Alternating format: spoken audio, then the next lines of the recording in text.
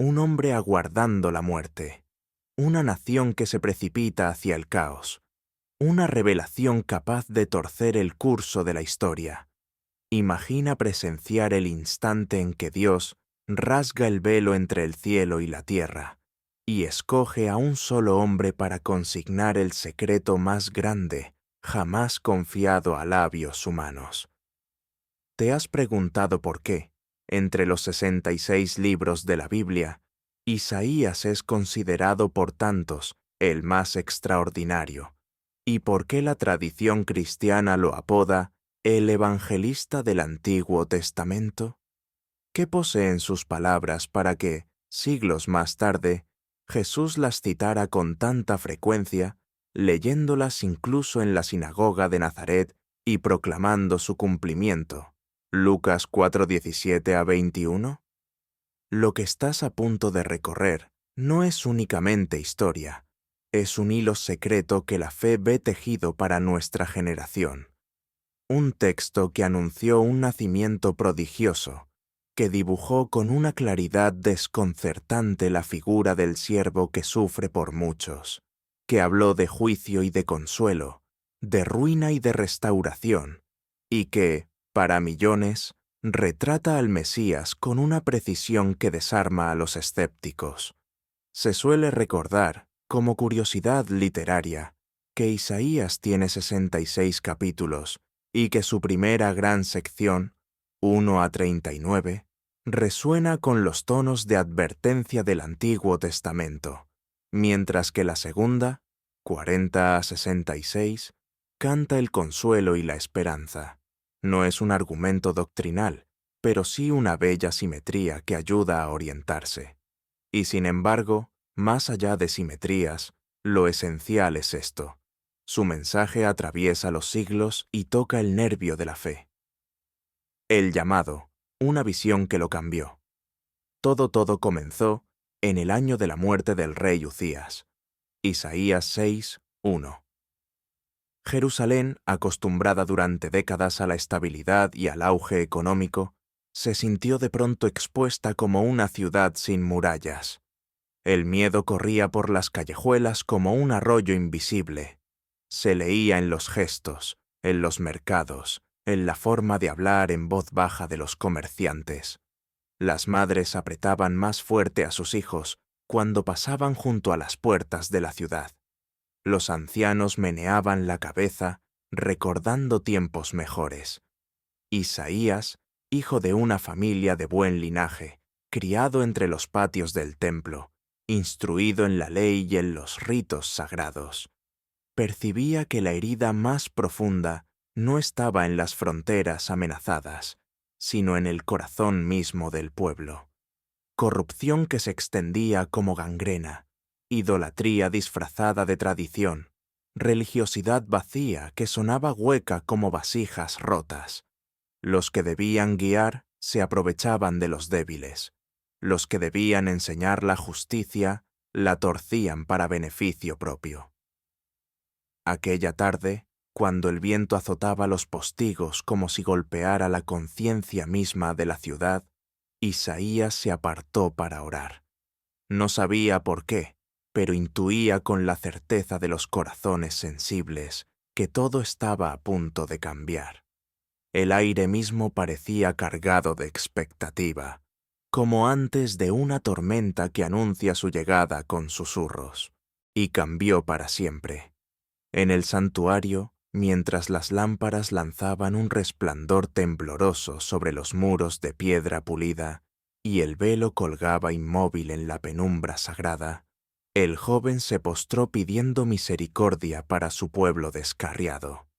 De pronto, una presencia lo envolvió como un manto de fuego. La sala se llenó de humo fragante.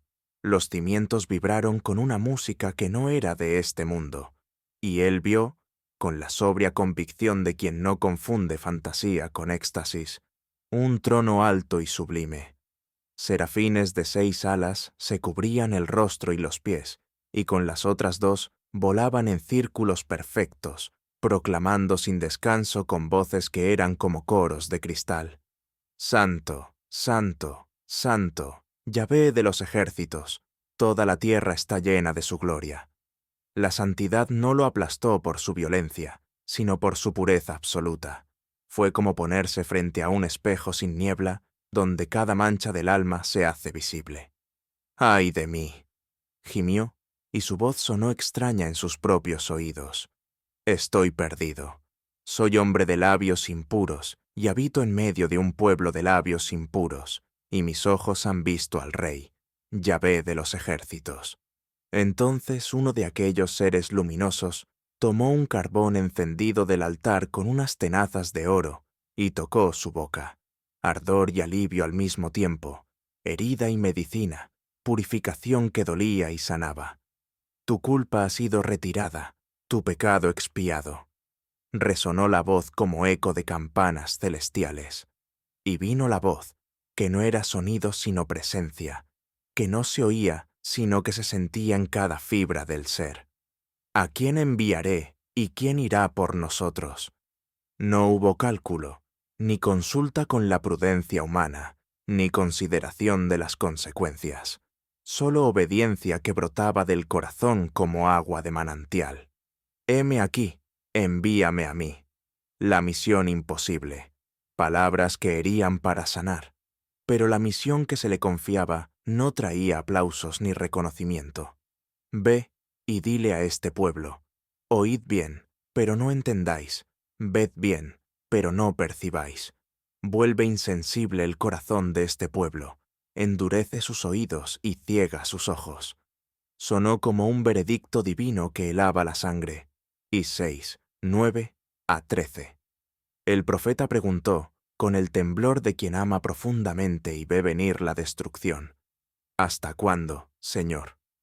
La respuesta llegó como lamento y como promesa: hasta que las ciudades queden desoladas, sin habitantes, y las casas sin hombres, y la tierra quede completamente desierta. Aunque quedará en ella un décimo, éste volverá a ser destruido. Pero como el roble y la encina, que al ser cortados conservan su tronco, así la simiente santa será su tronco. Allí quedó grabado para siempre un ritmo que luego se repetiría como música de fondo en toda su profecía: juicio y resto fiel, poda severa y semilla de esperanza, condena necesaria y promesa inquebrantable.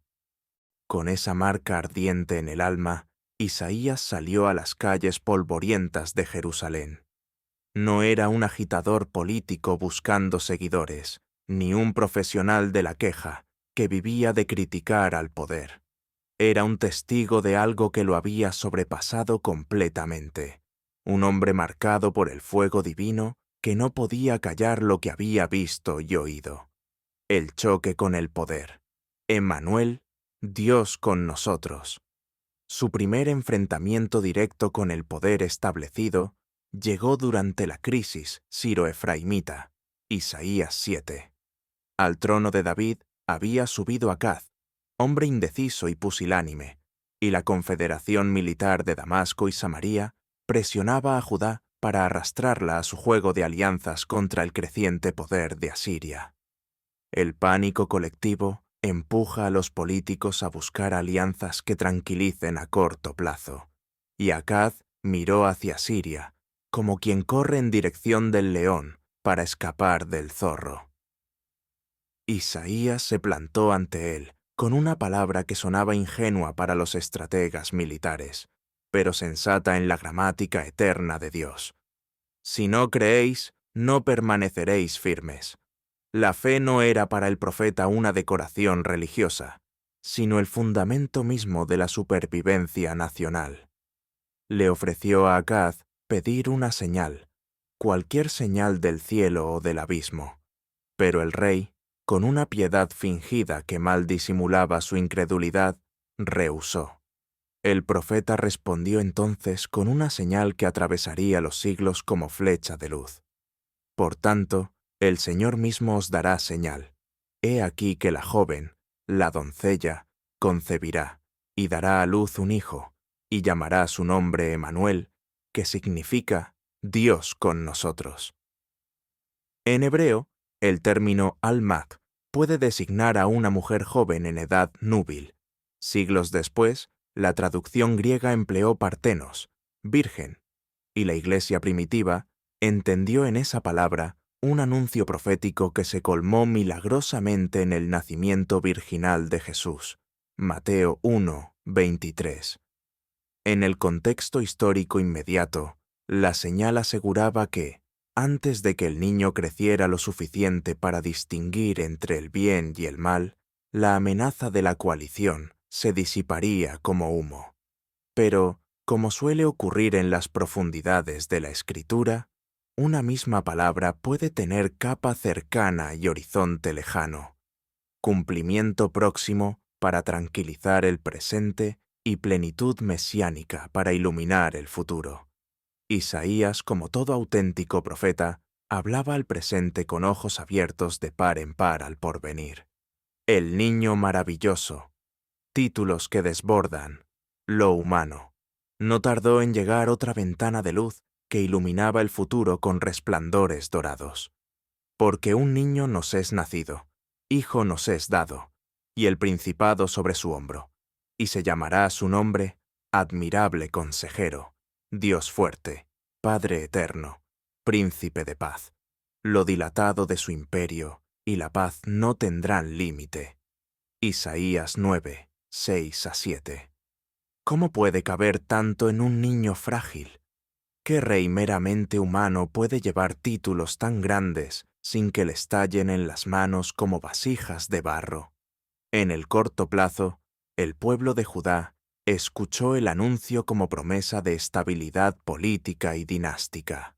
En la larga distancia de los siglos, la tradición cristiana vio aquí un retrato anticipado del Mesías, cuya autoridad no sería la de las armas que destrozan, sino la de la verdad que libera y la misericordia que sana, la de un reino sin fronteras ni fin, cimentado sólidamente en la justicia perfecta. Aún así, la vida diaria no mejoró de golpe como por arte de magia. Las denuncias proféticas de Isaías contra la desigualdad social, los sobornos que corrompían los tribunales y la religiosidad vacía que no transformaba corazones, resonaron con dureza implacable por las plazas y los atrios del templo. Ay de los que juntan casa con casa y añaden heredad a heredad hasta ocuparlo todo. Este pueblo se acerca a mí con su boca y con sus labios me honra, pero su corazón está lejos de mí, y su temor de mí no es más que un mandamiento de hombres que les ha sido enseñado. Isaías 5, 8, 29, 13. No era moralismo barato ni crítica destructiva. Era amor apasionado a la alianza divina y dolor por verla prostituida en altares extraños. Por eso, cuando se asomó en el horizonte la gran tormenta asiria, Tiglat-Pileser, tercero primero, luego el terrible Sennacherib, con sus ejércitos que parecían langostas. El profeta volvió a repetir con paciencia de maestro lo que la política considera poco práctico. Confianza absoluta en Yahvé, justicia para el pobre y el desvalido, fidelidad inquebrantable a la palabra empeñada. La noche del milagro, cuando Dios defendió su ciudad en los años del rey Ezequías, Is 36-39, cuando el altivo emisario asirio se burló públicamente de Jerusalén y de su Dios con palabras que sonaban como blasfemias, Isaías sostuvo al rey en la oración y anunció liberación contra toda esperanza humana. La noche en que el ejército enemigo cercaba la ciudad como ola gigantesca a punto de estrellarse contra la muralla, nadie pudo dormir. Madres y niños lloraban en silencio. Los soldados afilaban sus espadas, sabiendo que serían inútiles. Pero a la mañana siguiente, cuando los primeros rayos del sol doraron las almenas, los asirios se retiraban en desorden como fantasmas que huyen de la luz. La Biblia lo atribuye directamente a una intervención sobrenatural del Señor. Los historiadores seculares tienen sus propias lecturas más racionales. Isaías, hombre de fe, arraigado en su tiempo, lo leyó como se leen los signos de los tiempos. La soberbia humana, por muy poderosa que parezca, nunca tiene la última palabra cuando Dios defiende a los suyos. El siervo sufriente, el misterio más profundo. Pero la línea melódica que más hondamente atravesó todo su ministerio profético no fue la geopolítica ni las crisis nacionales, sino una figura enigmática y luminosa, el siervo del Señor. A veces aparece en los textos como Israel en su conjunto, llamado colectivamente a ser luz de las naciones, otras veces como un personaje singular y misterioso, que encarna la vocación del pueblo y la lleva a su plenitud más alta. Los llamados Cánticos del Siervo, Isaías 42, 49, 50, 52, 13 a 53, 12, son de una belleza feroz que desarma y conmueve. He aquí mi siervo, yo le sostendré, mi escogido, en quien mi alma tiene contentamiento. No gritará, ni alzará su voz, ni la hará oír en las calles. No quebrará la caña cascada, ni apagará el pábilo que humeare. Isaías 42, 1 a 3. Es un poder manso como la brisa que acaricia, una firmeza que no aplasta, sino que sostiene, una justicia que cura, en lugar de destruir. Luego, la cámara profética se acerca más al misterio. Jehová me dijo, mi siervo eres, oh Israel, en ti me gloriaré. Ahora pues, dice Jehová, el que me formó desde el vientre para ser su siervo.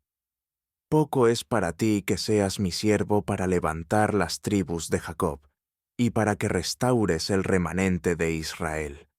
También te di por luz de las naciones, para que seas mi salvación hasta lo postrero de la tierra. Isaías 49, 3 a 6. Esa frase luminosa, luz de las naciones, siglos después, vibrará con fuerza renovada en los labios de Pablo y Bernabé al dirigirse valientemente a los gentiles. Hechos 13, 47. El canto más desconcertante, victoria a través del sufrimiento, y entonces irrumpe el canto más desconcertante y misterioso de toda la literatura profética. He aquí que mi siervo será prosperado, será engrandecido y exaltado, y será puesto muy en alto. Como se asombraron de ti muchos, de tal manera fue desfigurado de los hombres su parecer, y su hermosura más que la de los hijos de los hombres. Is 52, 13 a 14. Despreciado y desechado entre los hombres, varón de dolores, experimentado en quebranto, y como que escondimos de él el rostro, fue menospreciado, y no lo estimamos. Ciertamente llevó él nuestras enfermedades, y sufrió nuestros dolores, y nosotros le tuvimos por azotado, por herido de Dios y abatido. Mas él herido fue por nuestras rebeliones, molido por nuestros pecados. El castigo de nuestra paz fue sobre él, y por su llaga fuimos nosotros curados. Isaías 53, 3 a 5. El lenguaje es sobrio como el de un testigo judicial, y a la vez estremecedor como el de un poeta que ha visto lo invisible. No describe con tecnicismo frío un método particular de ejecución. Habla con hondura teológica de injusticia sufrida, de violencia padecida sin resistencia, de silencio mantenido ante la humillación más cruel, de muerte ignominiosa y sepultura con los impíos, mas con los ricos fue en su muerte. Isaías 53, 9. Y, he aquí lo verdaderamente inaudito que hace saltar todos los esquemas de vindicación final. Verá el fruto de la aflicción de su alma, y quedará satisfecho. Por su conocimiento justificará mi siervo justo a muchos, y llevará las iniquidades de ellos. Por cuanto derramó su vida hasta la muerte, y fue contado con los pecadores, habiendo él llevado el pecado de muchos, y orado por los transgresores. Isaías 53, 11 a 12. La tradición judía ha leído estos versos desgarradores de diversas maneras a lo largo de los siglos, muchas veces aplicándolos a Israel como siervo colectivo que sufre por los pecados de las naciones. La tradición cristiana los ha visto colmados con precisión asombrosa en la pasión, muerte y resurrección de Jesús de Nazaret, hasta el punto de que el Nuevo Testamento los cita con frecuencia. Reverente. Mateo 8, 17. Juan 12, 38. Primera de Pedro 2, 24 a 25. Hechos 8.3, 2 to 3:5. El profeta Isaías, el evangelista del Antiguo Testamento. Un hombre aguardando la muerte. Una nación que se precipita hacia el caos. Una revelación capaz de torcer el curso de la historia. Imagina presenciar el instante en que Dios rasga el velo entre el cielo y la tierra y escoge a un solo hombre para consignar el secreto más grande jamás confiado a labios humanos. ¿Te has preguntado por qué, entre los 66 libros de la Biblia, Isaías es considerado por tantos el más extraordinario? ¿Y por qué la tradición cristiana lo apoda el evangelista del Antiguo Testamento? ¿Qué poseen sus palabras para que, siglos más tarde, Jesús las citara con tanta frecuencia, leyéndolas incluso en la sinagoga de Nazaret y proclamando su cumplimiento? Lucas 4:17 a 21. Lo que estás a punto de recorrer no es únicamente historia, es un hilo secreto que la fe ve tejido para nuestra generación. Un texto que anunció un nacimiento prodigioso, que dibujó con una claridad desconcertante la figura del siervo que sufre por muchos, que habló de juicio y de consuelo, de ruina y de restauración, y que, para millones, retrata al Mesías con una precisión que desarma a los escépticos. Se suele recordar, como curiosidad literaria, que Isaías tiene 66 capítulos y que su primera gran sección, 1 a 39, resuena con los tonos de advertencia del Antiguo Testamento, mientras que la segunda, 40 a 66, canta el consuelo y la esperanza. No es un argumento doctrinal, pero sí una bella simetría que ayuda a orientarse. Y sin embargo, más allá de simetrías, lo esencial es esto. Su mensaje atraviesa los siglos y toca el nervio de la fe. El llamado, una visión que lo cambió. Todo, comenzó en el año de la muerte del rey Uzías. Isaías 6, 1. Jerusalén, acostumbrada durante décadas a la estabilidad y al auge económico, se sintió de pronto expuesta como una ciudad sin murallas. El miedo corría por las callejuelas como un arroyo invisible. Se leía en los gestos, en los mercados, en la forma de hablar en voz baja de los comerciantes. Las madres apretaban más fuerte a sus hijos cuando pasaban junto a las puertas de la ciudad. Los ancianos meneaban la cabeza, recordando tiempos mejores. Isaías, hijo de una familia de buen linaje, criado entre los patios del templo, instruido en la ley y en los ritos sagrados, percibía que la herida más profunda no estaba en las fronteras amenazadas, sino en el corazón mismo del pueblo. Corrupción que se extendía como gangrena, idolatría disfrazada de tradición, religiosidad vacía que sonaba hueca como vasijas rotas. Los que debían guiar se aprovechaban de los débiles. Los que debían enseñar la justicia la torcían para beneficio propio. Aquella tarde, cuando el viento azotaba los postigos como si golpeara la conciencia misma de la ciudad, Isaías se apartó para orar. No sabía por qué, pero intuía con la certeza de los corazones sensibles que todo estaba a punto de cambiar. El aire mismo parecía cargado de expectativa, como antes de una tormenta que anuncia su llegada con susurros, y cambió para siempre. En el santuario, mientras las lámparas lanzaban un resplandor tembloroso sobre los muros de piedra pulida y el velo colgaba inmóvil en la penumbra sagrada, el joven se postró pidiendo misericordia para su pueblo descarriado. De pronto, una presencia lo envolvió como un manto de fuego. La sala se llenó de humo fragante. Los cimientos vibraron con una música que no era de este mundo, y él vio, con la sobria convicción de quien no confunde fantasía con éxtasis, un trono alto y sublime.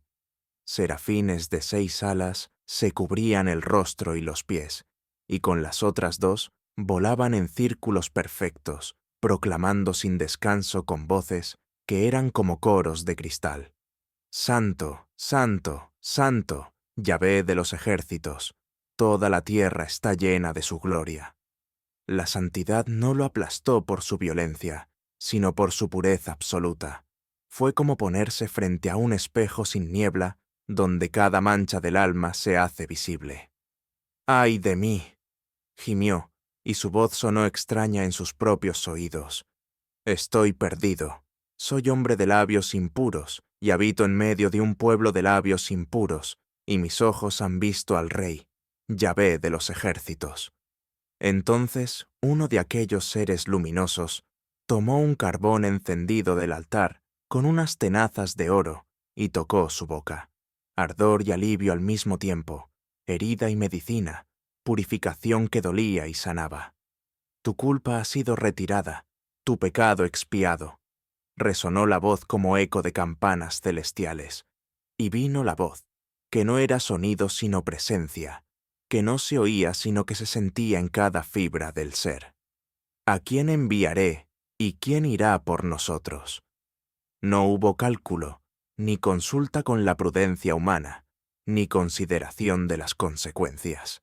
Solo obediencia que brotaba del corazón como agua de manantial. Heme aquí, envíame a mí. La misión imposible. Palabras que herían para sanar. Pero la misión que se le confiaba no traía aplausos ni reconocimiento. Ve y dile a este pueblo: oíd bien, pero no entendáis. Ved bien, pero no percibáis. Vuelve insensible el corazón de este pueblo. Endurece sus oídos y ciega sus ojos. Sonó como un veredicto divino que helaba la sangre. Isaías 6, 9-13. El profeta preguntó, con el temblor de quien ama profundamente y ve venir la destrucción: ¿hasta cuándo, Señor? La respuesta llegó como lamento y como promesa: hasta que las ciudades queden desoladas, sin habitantes, y las casas sin hombres, y la tierra quede completamente desierta. Aunque quedará en ella un 10, éste volverá a ser destruido. Pero como el roble y la encina, que al ser cortados conservan su tronco, así la simiente santa será su tronco.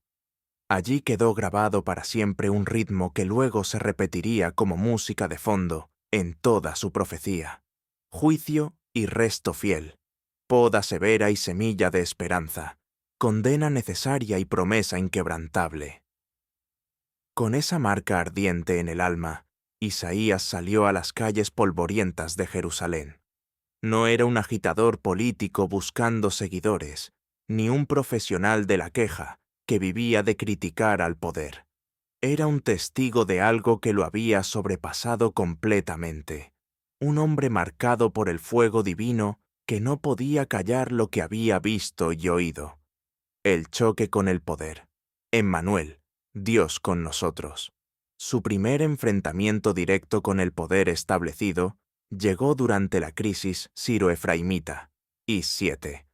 Al trono de David había subido Acaz, hombre indeciso y pusilánime, y la confederación militar de Damasco y Samaria presionaba a Judá para arrastrarla a su juego de alianzas contra el creciente poder de Asiria. El pánico colectivo empuja a los políticos a buscar alianzas que tranquilicen a corto plazo, y Acaz miró hacia Siria, como quien corre en dirección del león para escapar del zorro. Isaías se plantó ante él con una palabra que sonaba ingenua para los estrategas militares, pero sensata en la gramática eterna de Dios. Si no creéis, no permaneceréis firmes. La fe no era para el profeta una decoración religiosa, sino el fundamento mismo de la supervivencia nacional. Le ofreció a Acaz pedir una señal, cualquier señal del cielo o del abismo, pero el rey, con una piedad fingida que mal disimulaba su incredulidad, rehusó. El profeta respondió entonces con una señal que atravesaría los siglos como flecha de luz. Por tanto, el Señor mismo os dará señal. He aquí que la joven, la doncella, concebirá y dará a luz un hijo, y llamará su nombre Emmanuel, que significa Dios con nosotros. En hebreo, el término alma puede designar a una mujer joven en edad núbil. Siglos después, la traducción griega empleó partenos, virgen, y la Iglesia primitiva entendió en esa palabra un anuncio profético que se colmó milagrosamente en el nacimiento virginal de Jesús. Mateo 1, 23. En el contexto histórico inmediato, la señal aseguraba que, antes de que el niño creciera lo suficiente para distinguir entre el bien y el mal, la amenaza de la coalición se disiparía como humo. Pero, como suele ocurrir en las profundidades de la Escritura, una misma palabra puede tener capa cercana y horizonte lejano, cumplimiento próximo para tranquilizar el presente y plenitud mesiánica para iluminar el futuro. Isaías, como todo auténtico profeta, hablaba al presente con ojos abiertos de par en par al porvenir. El niño maravilloso. Títulos que desbordan lo humano. No tardó en llegar otra ventana de luz que iluminaba el futuro con resplandores dorados. Porque un niño nos es nacido, hijo nos es dado, y el principado sobre su hombro, y se llamará su nombre Admirable Consejero, Dios fuerte, Padre eterno, Príncipe de paz. Lo dilatado de su imperio y la paz no tendrán límite. Isaías 9, 6-7. ¿Cómo puede caber tanto en un niño frágil? ¿Qué rey meramente humano puede llevar títulos tan grandes sin que le estallen en las manos como vasijas de barro? En el corto plazo, el pueblo de Judá escuchó el anuncio como promesa de estabilidad política y dinástica. En la larga distancia de los siglos, la tradición cristiana vio aquí un retrato anticipado del Mesías, cuya autoridad no sería la de las armas que destrozan, sino la de la verdad que libera y la misericordia que sana, la de un reino sin fronteras ni fin, cimentado sólidamente en la justicia perfecta. Aún así, la vida diaria no mejoró de golpe como por arte de magia. Las denuncias proféticas de Isaías contra la desigualdad social, los sobornos que corrompían los tribunales y la religiosidad vacía que no transformaba corazones, resonaron con dureza implacable por las plazas y los atrios del templo. Ay de los que juntan casa con casa y añaden heredad a heredad hasta ocuparlo todo. Este pueblo se acerca a mí con su boca y con sus labios me honra, pero su corazón está lejos de mí, y su temor de mí no es más que un mandamiento de hombres que les ha sido enseñado. Isaías 5, 8, 29, 13. No era moralismo barato ni crítica destructiva. Era amor apasionado a la alianza divina y dolor por verla prostituida en altares extraños. Por eso, cuando se asomó en el horizonte la gran tormenta asiria, Tiglat-Pileser, tercero primero, luego el terrible Sennacherib, con sus ejércitos que parecían langostas.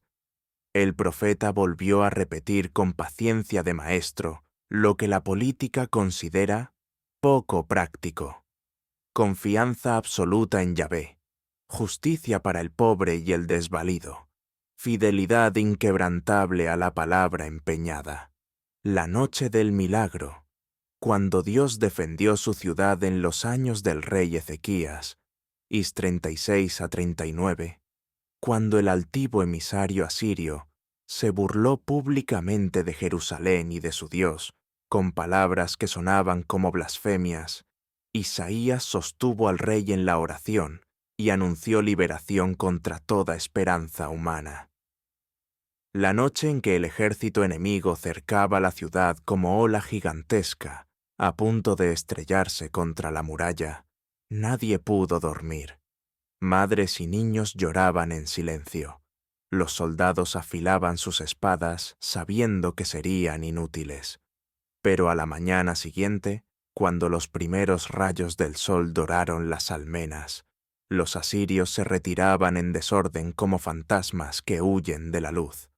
La Biblia lo atribuye directamente a una intervención sobrenatural del Señor. Los historiadores seculares tienen sus propias lecturas más racionales. Isaías, hombre de fe arraigado en su tiempo, lo leyó como se leen los signos de los tiempos. La soberbia humana, por muy poderosa que parezca, nunca tiene la última palabra cuando Dios defiende a los suyos. El siervo sufriente, el misterio más profundo.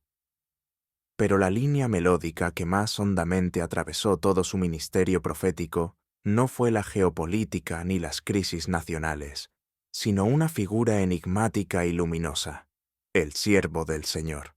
A veces aparece en los textos como Israel en su conjunto, llamado colectivamente a ser luz de las naciones. Otras veces como un personaje singular y misterioso que encarna la vocación del pueblo y la lleva a su plenitud más alta. Los llamados Cánticos del Siervo, Isaías 42, 49, 50, 52, 13 a 53, 12, son de una belleza feroz que desarma y conmueve. He aquí mi siervo, yo le sostendré, mi escogido, en quien mi alma tiene contentamiento. No gritará, ni alzará su voz, ni la hará oír en las calles. No quebrará la caña cascada, ni apagará el pábilo que humeare. Isaías 42, 1 a 3. Es un poder manso como la brisa que acaricia, una firmeza que no aplasta sino que sostiene, una justicia que cura en lugar de destruir. Luego, la cámara profética se acerca más al misterio.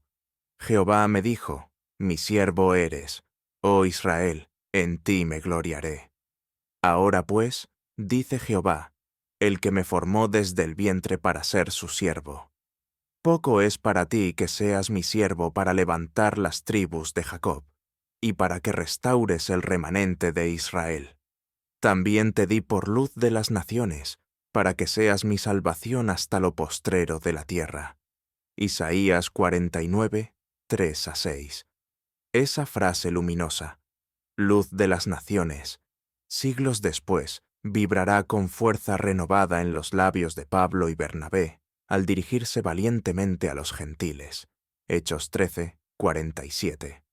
El canto más desconcertante. Victoria a través del sufrimiento. Y entonces irrumpe el canto más desconcertante y misterioso de toda la literatura profética.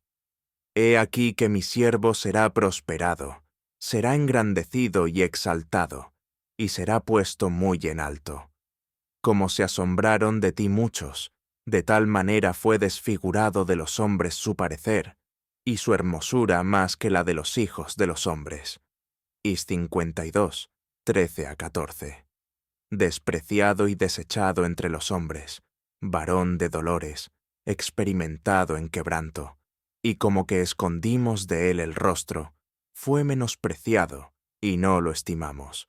Ciertamente llevó él nuestras enfermedades, y sufrió nuestros dolores, y nosotros le tuvimos por azotado, por herido de Dios, y abatido. Mas él herido fue por nuestras rebeliones, molido por nuestros pecados. El castigo de nuestra paz fue sobre él, y por su llaga fuimos nosotros curados. Isaías 53, 3 a 5. El lenguaje es sobrio como el de un testigo judicial y a la vez estremecedor como el de un poeta que ha visto lo invisible. No describe con tecnicismo frío un método particular de ejecución. Habla con hondura teológica de injusticia sufrida, de violencia padecida sin resistencia, de silencio mantenido ante la humillación más cruel, de muerte ignominiosa y sepultura con los impíos, mas con los ricos fue en su muerte. Isaías 53, 9. Y he aquí lo verdaderamente inaudito que hace saltar todos los esquemas de vindicación final. Verá el fruto de la aflicción de su alma y quedará satisfecho.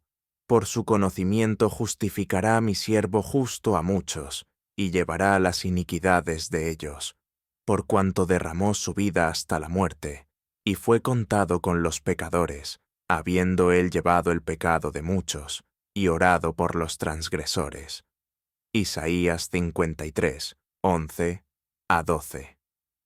La tradición judía ha leído estos versos desgarradores de diversas maneras a lo largo de los siglos, muchas veces aplicándolos a Israel como siervo colectivo que sufre por los pecados de las naciones.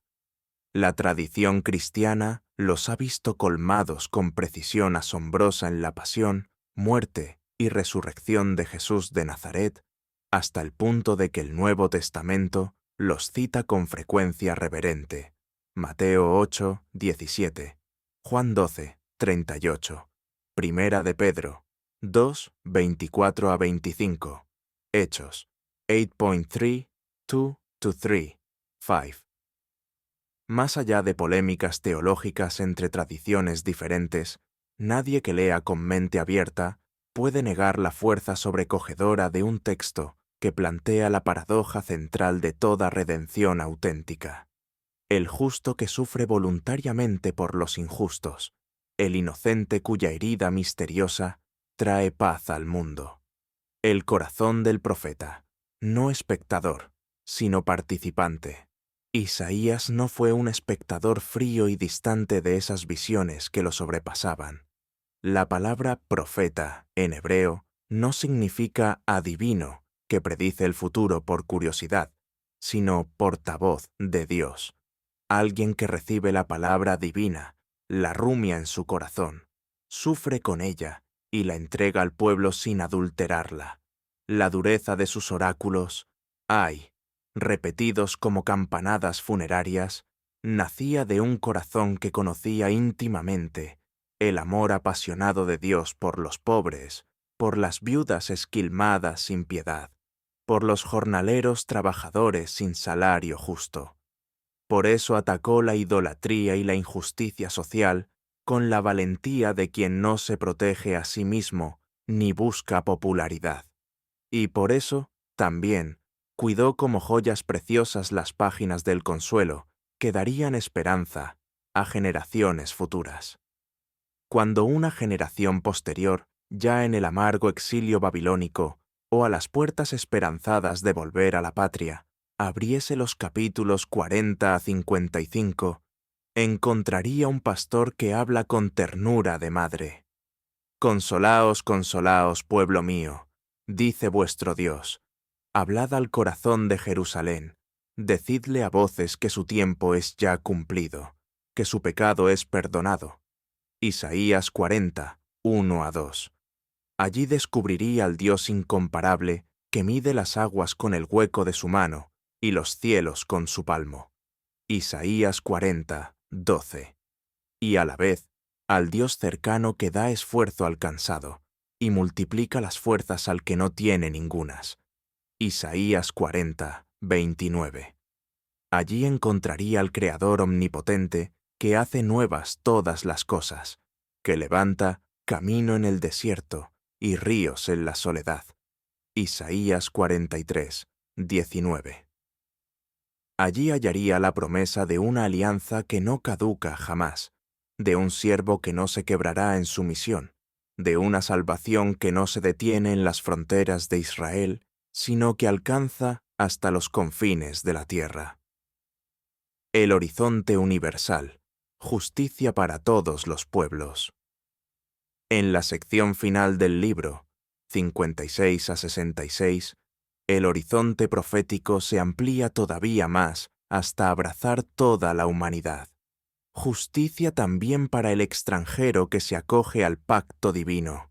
Denuncia implacable de ayunos hipócritas que no tocan la vida real y propuesta luminosa de un ayuno verdadero que agrada a Dios.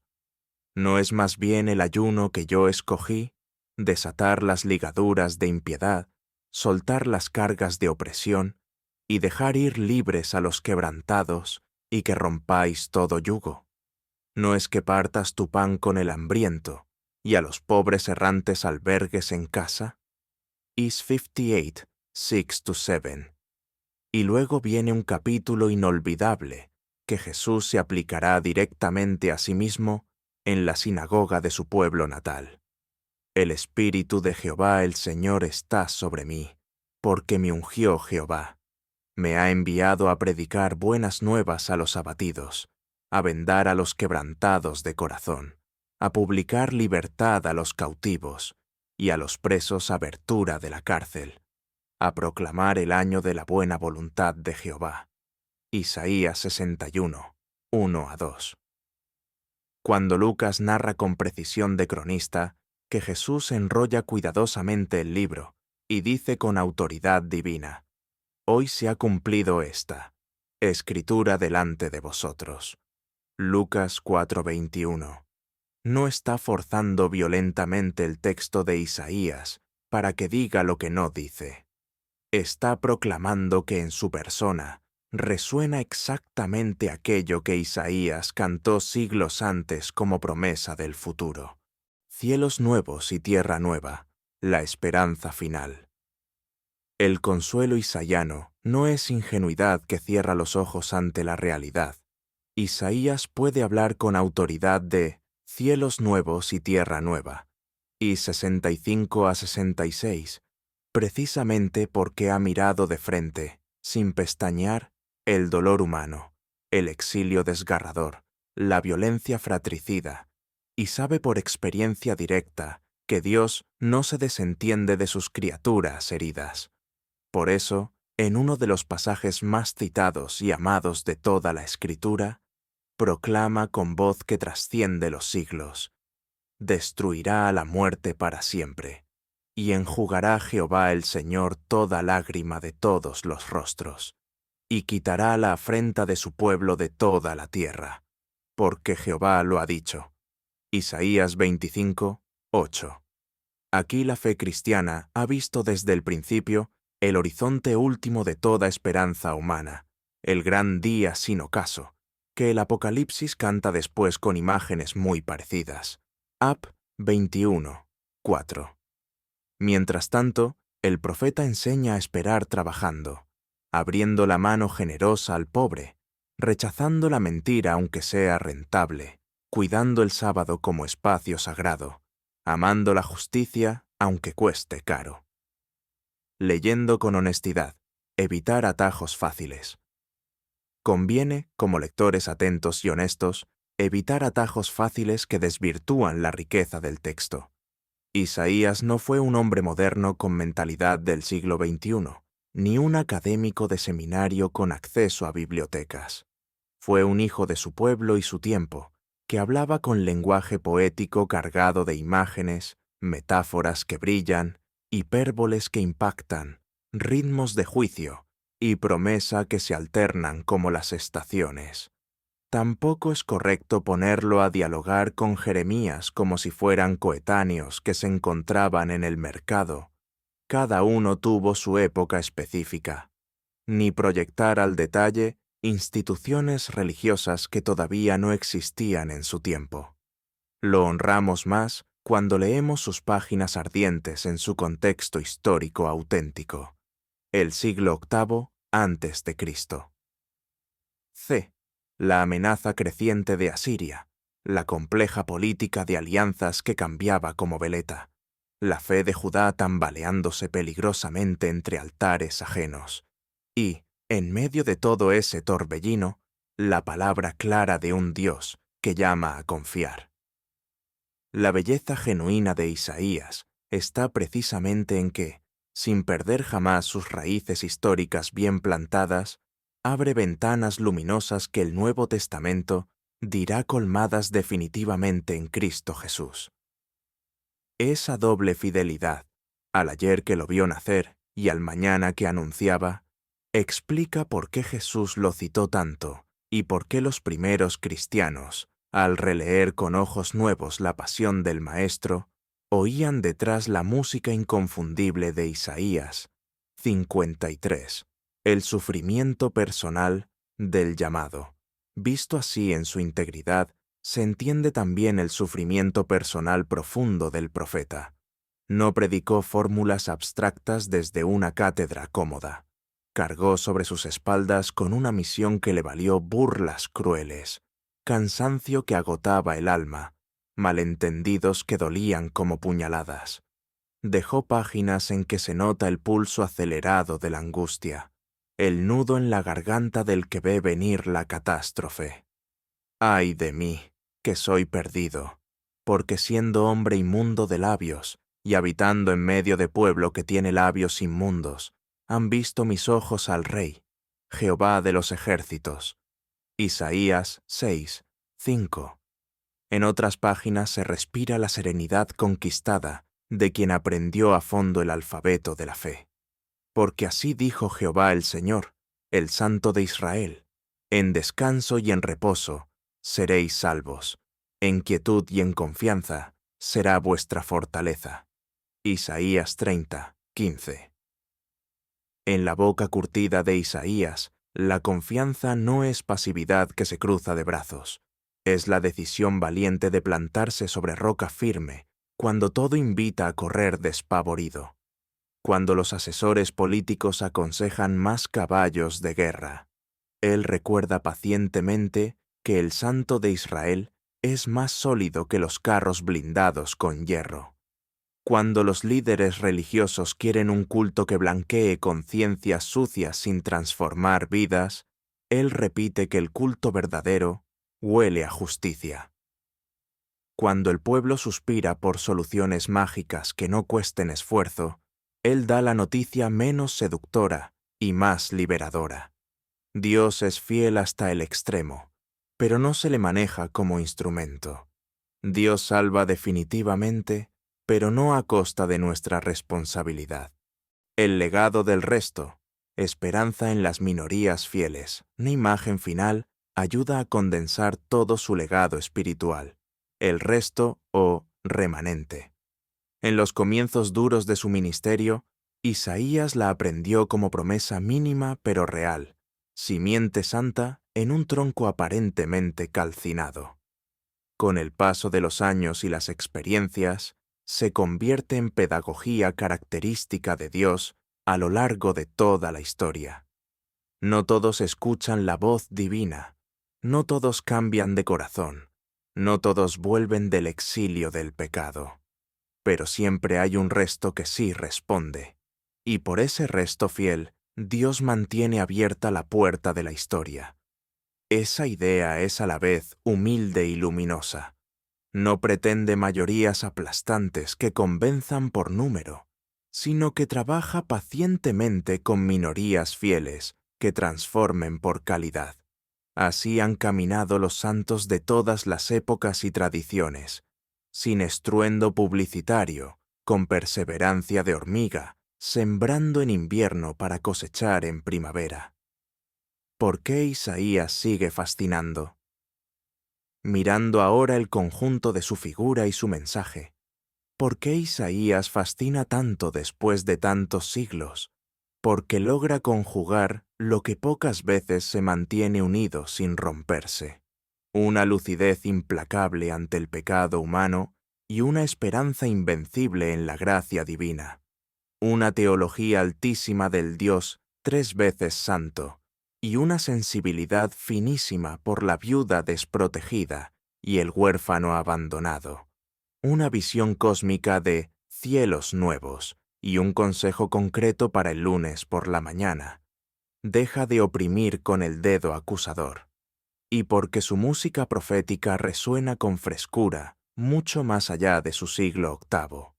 En los labios de Jesús y de los apóstoles, en la liturgia milenaria de la Iglesia, en el consuelo de millones de personas que abren la Biblia buscando luz en túneles oscuros. No todo en él se entiende a la primera lectura. Algunas páginas piden paciencia de estudiante, otras piden dejarse herir como quien se somete a cirugía necesaria. Pero todas tienen el pulso inconfundible de un Dios que habla en serio y cumple lo que promete. La invitación final. Heme aquí. Quizá ahora puedas releer aquellas afirmaciones iniciales con otra hondura ganada a pulso. Sí, Isaías habló de un niño, cuyo nombre desbordaba toda cátedra universitaria. Sí, anunció una señal que el cristianismo leyó realizada en María de Nazaret. Sí, cantó a un siervo que sufre por nosotros y a quien Dios vindica después de la muerte. Sí, prometió consuelo para los exiliados de toda época, libertad para los oprimidos de cualquier siglo, óleo de gozo en lugar